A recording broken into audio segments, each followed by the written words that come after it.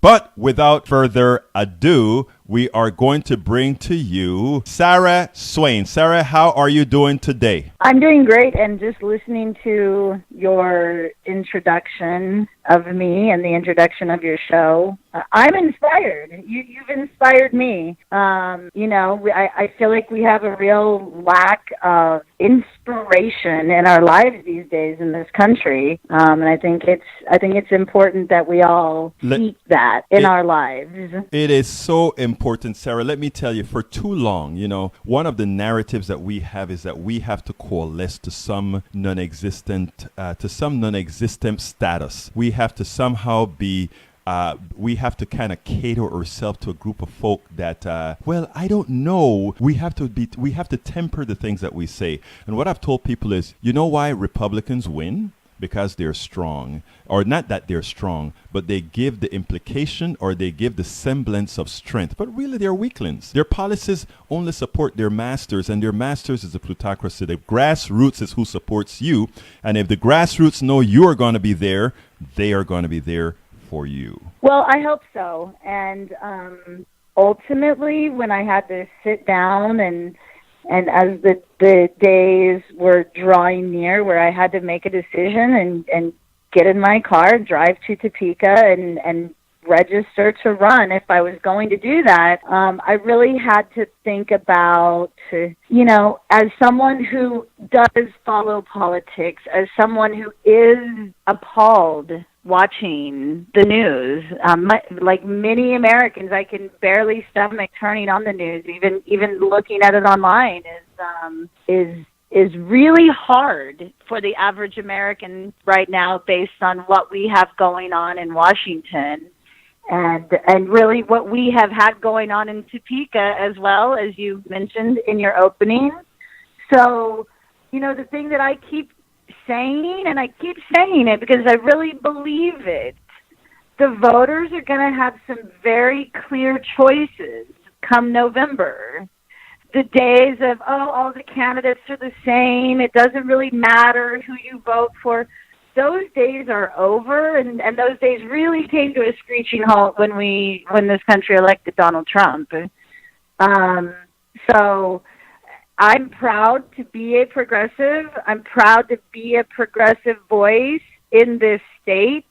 I didn't really know that's what I was going to be, but I'm happy to be it, and I'm happy to be someone saying the things that need to be said. Someone in Kansas politics needs to stand up and say, we need to end the war on drugs. That has been a failure. It is a waste of resources.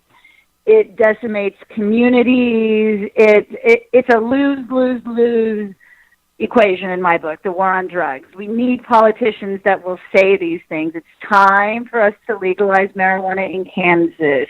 It's time for criminal justice reform. These are all things that I believe in very strongly and deeply based on my experiences within the criminal justice system for the last almost 2 decades. And I want things to change. And as I looked at myself in the mirror that morning when I had 4 more hours left to make the decision, I had to really ask myself if I could live with knowing that I had the chance to drive to Topeka and sign my name on that dotted line, knowing that my name would appear on every single Kansan's ballot who will vote in November. Would I be able to look myself in the face knowing that I had the chance to do it and I just was too scared? And at the end of the day, my decision was, as someone who has preached to clients and prosecutors and judges for years the importance of not just talking the talk, but also walking the walk, this was the Sarah Swain equivalent of that. And I'm happy to have a voice to be able to say those things. And I hope that it starts new conversations, because we need to be having new conversations in Kansas about the future of this state. That is so true. I mean, you've had a governor who, you know what I tell, I write several blogs every day, And for a minute, I had a pet peeve, and it was Kansas. It was Brother Brownback, your governor. Your governor, I think, should have made things quite easy because he showed the difference between a government that governs entirely conservatively could contrast with Yep. one that governed completely progressively as one in California. And we saw the economies, we saw the social safety nets, we saw all the differences in how this applied. In Kansas, we saw schools closing, we saw all the negative effects that occurred in Kansas, while in California, we saw a state on the growth, and we can use we can use Minnesota versus its next door neighbor Indiana, and all these other things to show the difference in governance. What I'm hoping, because what happens over time, or what has happened, is Republicans have created a narrative that has progressives scared to counter. And what I love with what you have done with your campaign and in some of the wordings I've read about yourself is that, just as you just mentioned, you want to be able to have contrast and not be scared to put what that contrast is. As a progressive, these are the things you stand for. And the thing about it is, those are the things people want. Well, I think that people, oh man, it's so nice to be at a point in my life where to get to be a person that that everyday average Kansan can hear my voice and hear the things that I'm saying. And for those people, it could be that I'm the first politician that they've ever heard say those words. Exactly. I have come to understand the significance of that moment, because for me in my life, that candidate was Bernie Sanders. Right.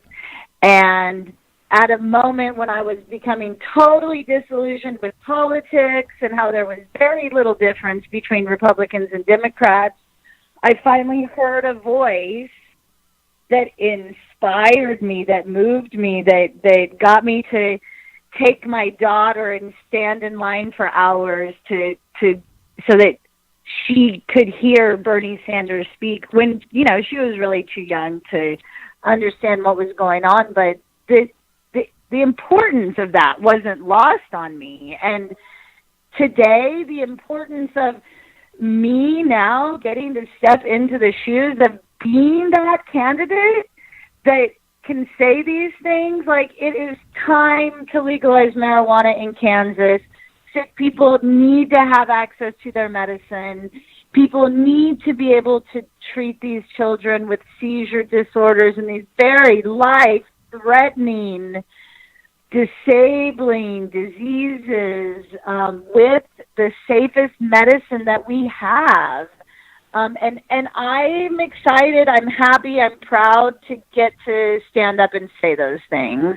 And I hope that by saying them, there are people out there hearing it who are inspired to go register to vote for the first time, who get up off the couch and go put a yard sign out front or go talk to their neighbor about the upcoming election. I mean, that's really how we change things here, is we give people something to be inspired about, and in that inspiration, we move forward as a society, hopefully. That's what I hope we see happen in November. Let me tell you how I answered to some of what you've just said, and this is what I think is very important, Sarah. A lot of times we've been taught to say, "I hope." You remember when President Obama, when then Senator Obama ran, he ran on hope.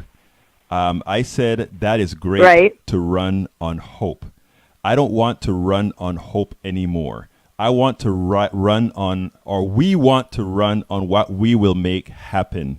And whether we win or not, and in your case, I'm going to say, let's make sure you win. But whether we win or not, we stop telling people what we hope for, and we start telling people, when we get in, this is what we are going to do.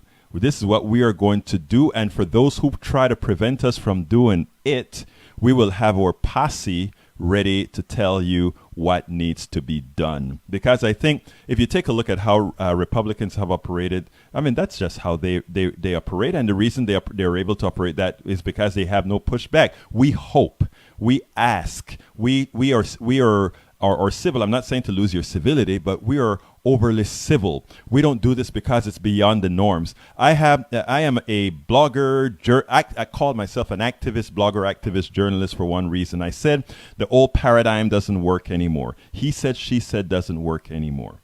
What you're doing is what works. What you're doing is you're going to go out there and you're going to talk to all those, they're going to do polls that are going to likely make it look like, it's not going to be a close election or whatever, because they have a particular base that they're looking at. They don't know the kinds of voters you can bring in once you hit social justice, once you hit marijuana, once you hit these other issues that have frozen out so many people that said, why the hell am I voting for?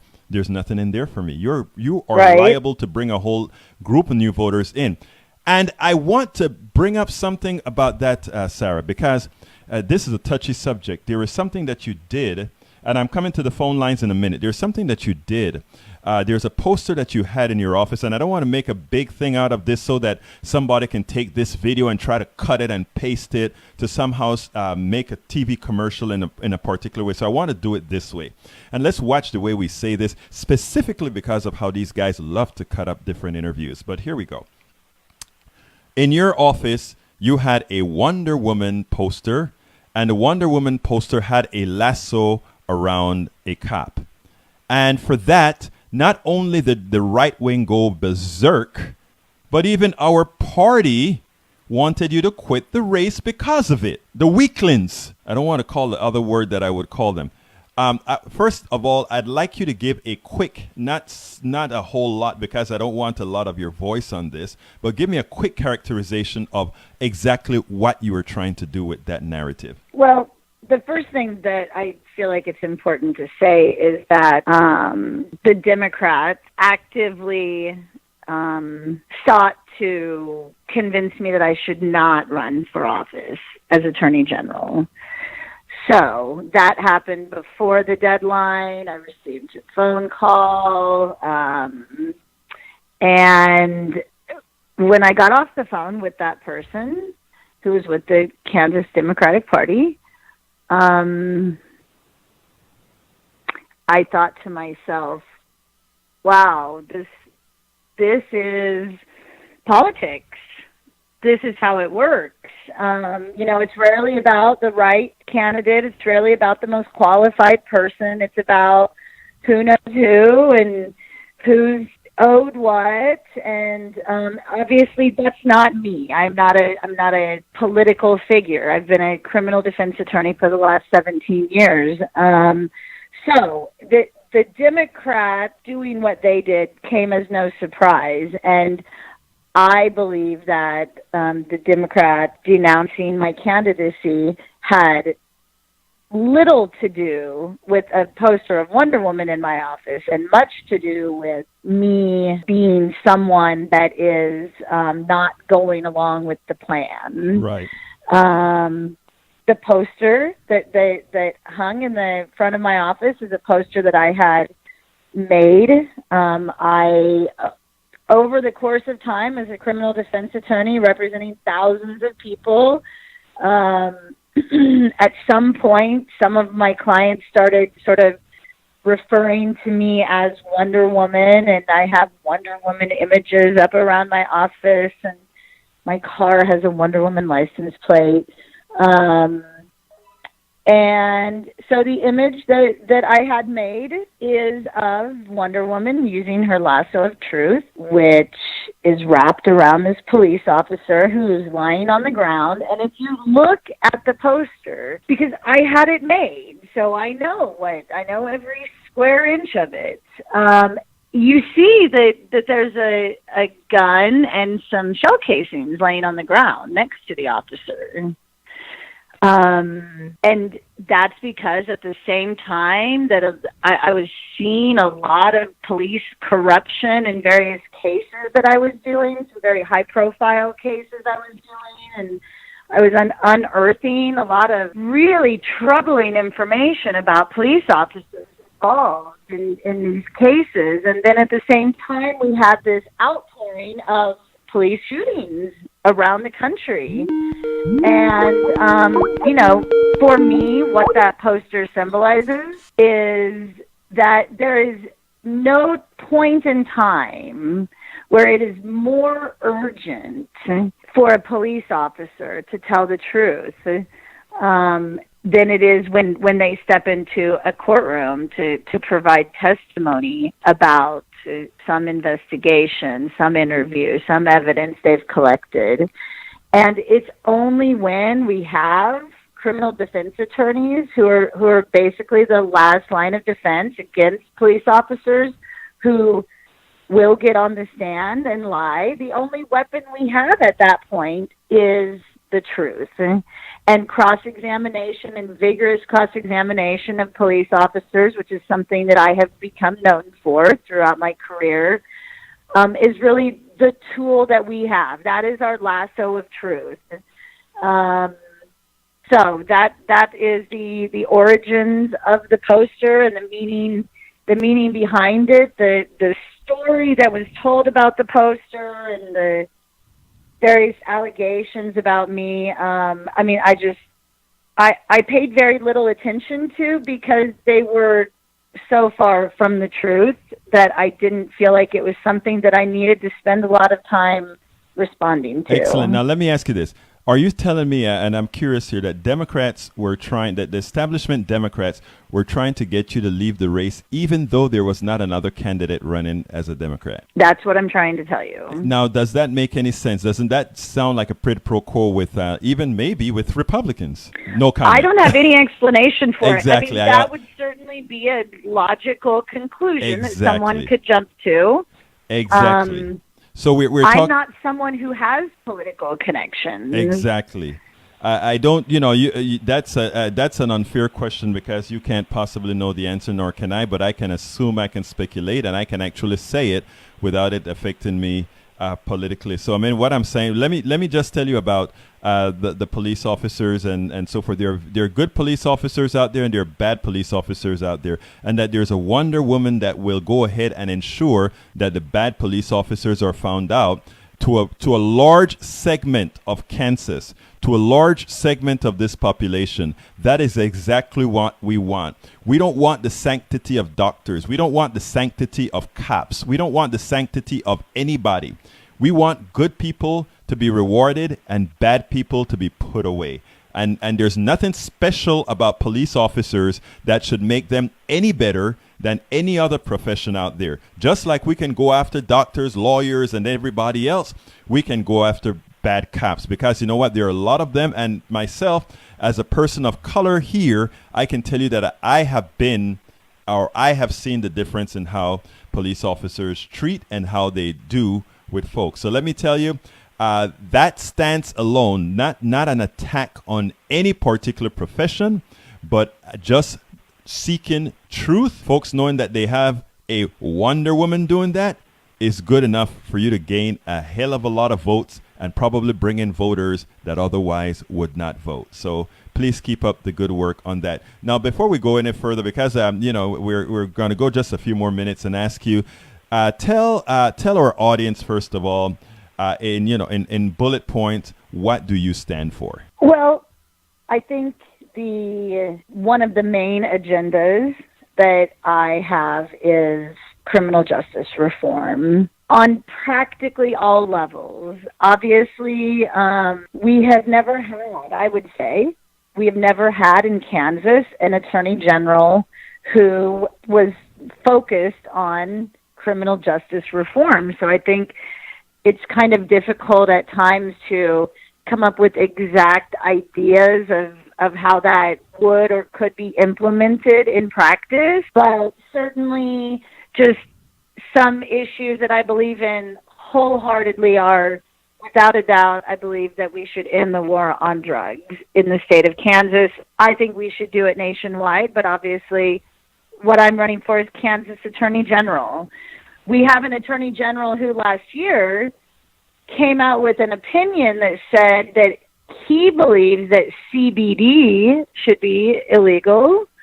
So all of the people who had been getting relief with CBD only medicine that they could still get in the state of Kansas were stripped of that. I think that the issue of legalizing marijuana is certainly something that I feel very strongly in.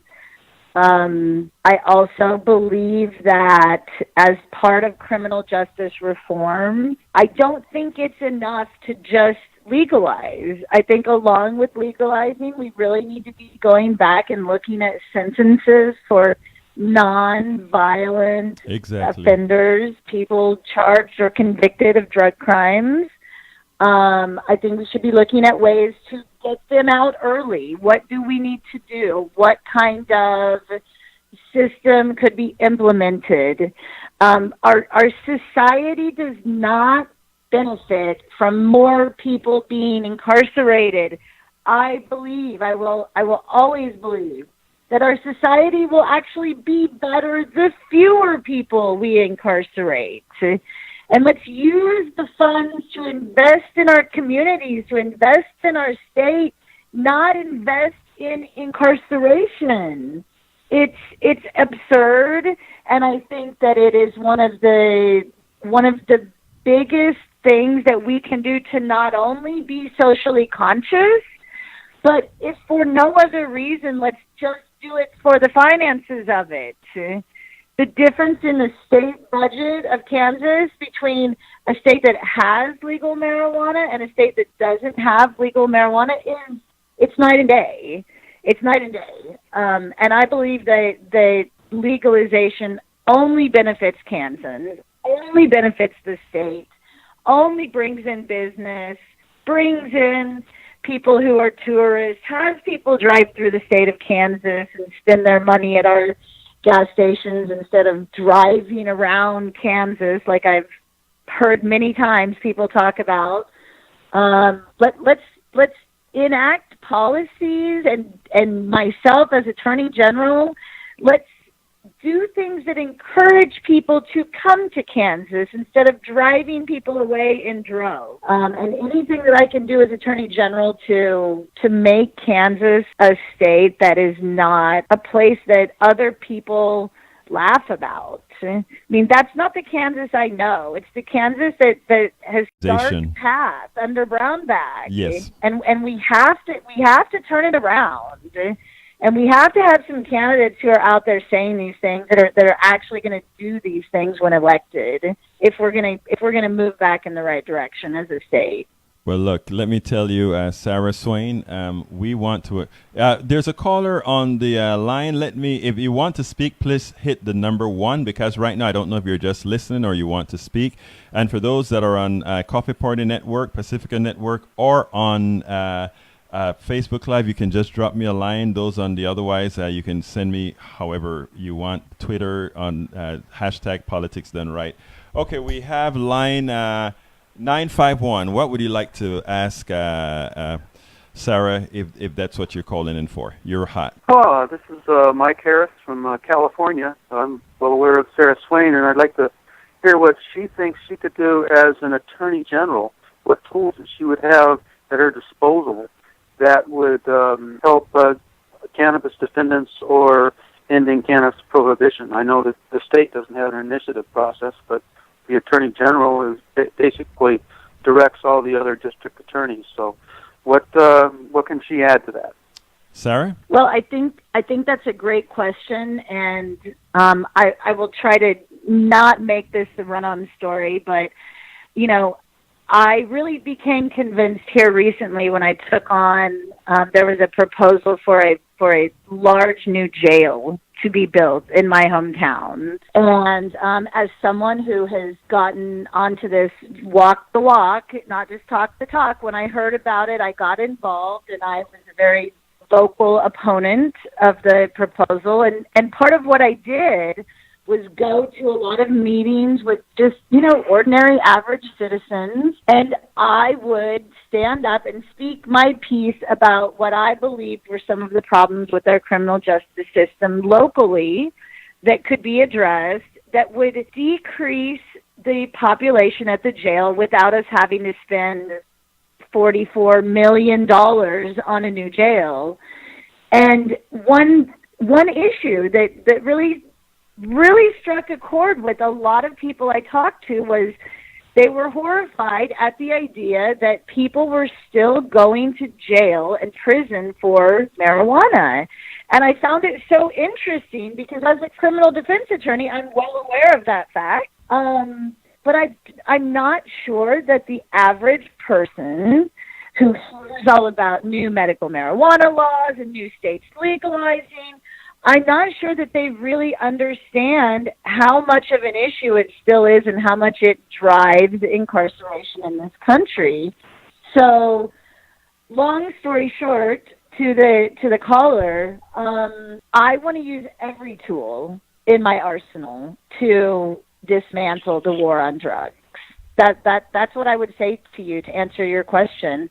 I think that there needs to be legislation that is put forward to a vote on legalization. Obviously, that's something that's outside the reach of the Attorney General, but certainly I believe having a progressive Attorney General who is putting pressure on the legislature to do these things, I mean, who knows how far we can go with that. I don't think we've ever seen it in Kansas, but hopefully 2019 will be the year that the citizens of Kansas will get to witness that.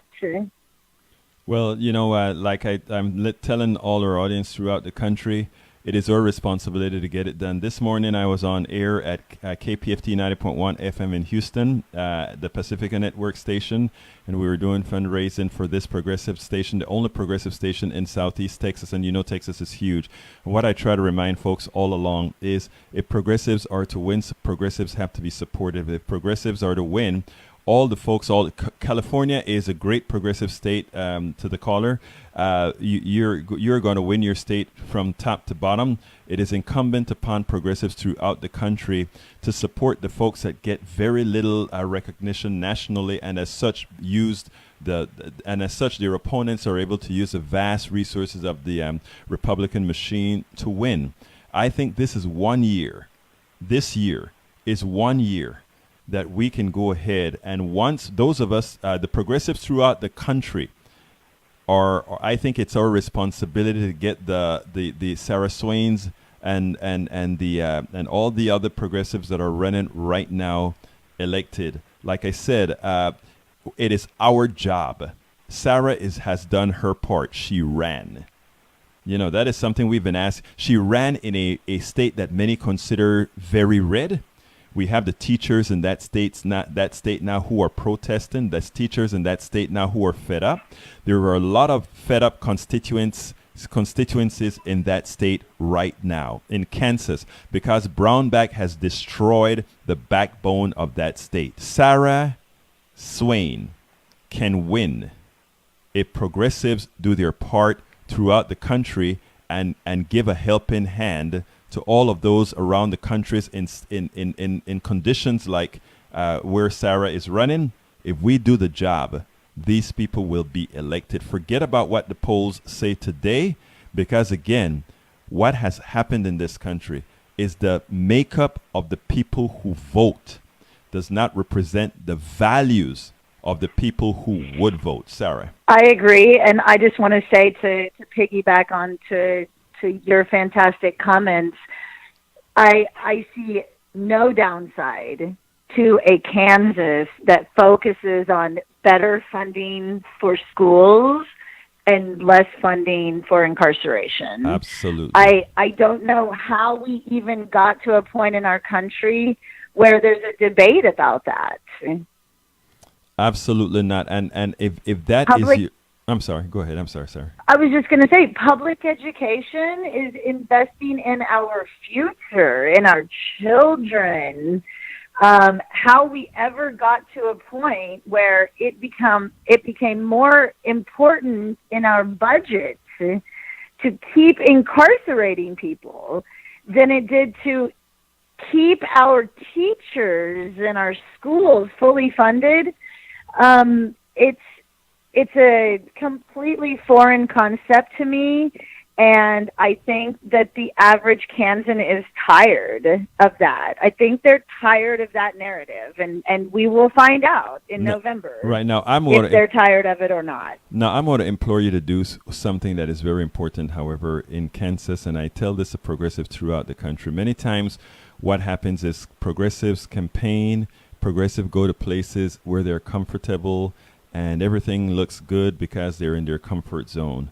There are a lot of people that are misled in this country. So I hope you'll go into those mountains. I hope you'll go into those areas of your state that people may not initially be welcoming to you, but that when you go out there and you show who you are and you show that you are for them, that even if you don't get 50% of them, just getting 38% of them will be enough for you to do what you need to do to win the race. Well, you must not understand that that's what I've done for the last 17 years. Great. Those are my people. Excellent. Those are the people that I have stood next to in court and that I have battled. I've battled for their futures, for their lives, for their jobs, for their families. And those are the people who know who I am and what I'm about. And those are the people who normally don't hear anyone saying anything that makes them want to get up and go cast a vote. Excellent. But Sarah, they know who I am. Excellent, because Sarah, they've stood next to me. I'm glad to hear that, Sarah, because you're a progressive. So please go ahead then and tell folks before we let you go, how can they reach you? How can they help you? We already have you on the screen with all your information, but for those that are listening on Blog Talk Radio and other networks, it would be good for you to tell them, how can they help you? How can they get to you? Well, the bottom line is that much like everything else in 2018, money is important. Fundraising is something that has to be a part of every campaign. I'm running a very grassroots campaign. I don't have political connections. I don't have rich parents funding my campaign. It's just me. So obviously people willing to make donations, that is much appreciated. Second best to that is just manpower. We have a primary on August 7th, so in a little less than 2 weeks. I don't have a primary because no one else ran as a Democrat, so I will be on the ballot in November, but come August 7th, when all of the other primaries are decided, it will be time for boots on the ground and having people willing to knock on doors and deliver yard signs and man booths and make phone calls. I mean, as part of the campaign to defeat the jail expansion here in Douglas County, I was doing all of those things. I saw really firsthand, up close and personal, the absolute impact we had on that election just because we were motivated and inspired to defeat it, and we were willing to get out and burn some shoe leather, as they say. If you really believe in the future of this country, and if you really believe in the future of Kansas like I do, you have to really be willing to get up and go outside and get involved, and that's how we win. That's how we get the blue wave in November 2018, is people doing the work to make that happen. Sarah, with that, we have to close it. Please, folks, go to sarahswainforattorneygeneral.com. sarahswainforattorneygeneral.com. It's also a direct link in the blog post that you can get to her website, learn all about her, learn how you can be a part of the campaign. Remember also her Twitter handle is The Swain Law. The Swain Law. Sarah, it was a pleasure speaking to you. Thank you so kindly for appearing on Politics Done Right. You go out there and fight like hell and make sure that the progressives, you bring them along. And I am very, very impressed with the fight that you put on the party when they tried to do their thing. Thank you. You have a wonderful day, my friend.